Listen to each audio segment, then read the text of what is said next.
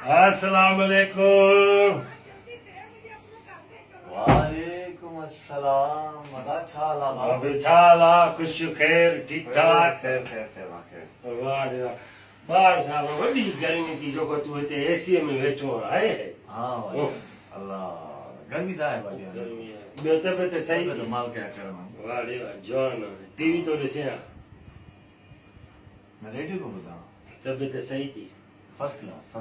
ओड़ो पाड़ो संगत साहब सब खुश लगा पाया कल्ह फोन कई मैं न खईं भला वेला सुनाओ यार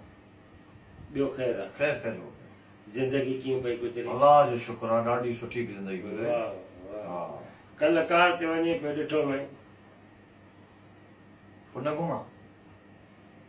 ॿियो ख़ैर आहे खैर हो गया खैर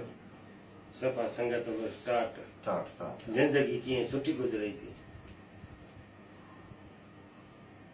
हाणे मुश्किल आहे पर माना हूअं त ॾाढी सुठी गुज़री आहे माशाल्लाह अल्लाह अल्लाह अल्लाह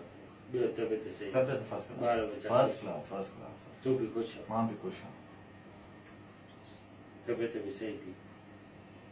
अल्लाह जो शुक्र आहे भाउ तबियत खे छा थींदो मुंहिंजा बाबा मूंखे लॻा पिया आहिनि न दिलि जाए कयो दिलि जा वाह ॿियो ख़ैर छा थियो मूंखे भाउ जी तबियत मुंहिंजी खे छा थियो माना मुंहिंजे घरान खे बि एतिरी ॻण न आहे जेकी तूं मूंखां हलवार जो पुछो आहे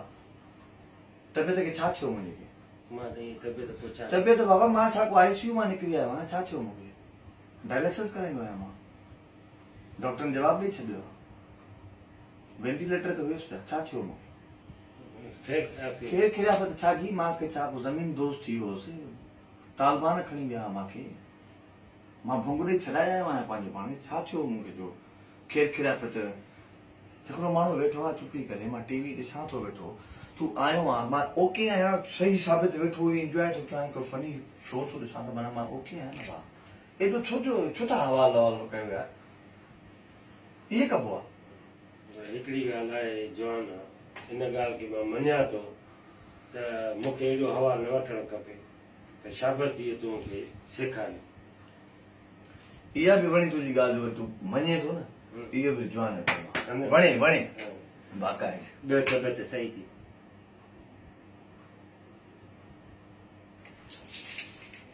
चयो मां तबियत सही नथी तुंहिंजी चयो मां नी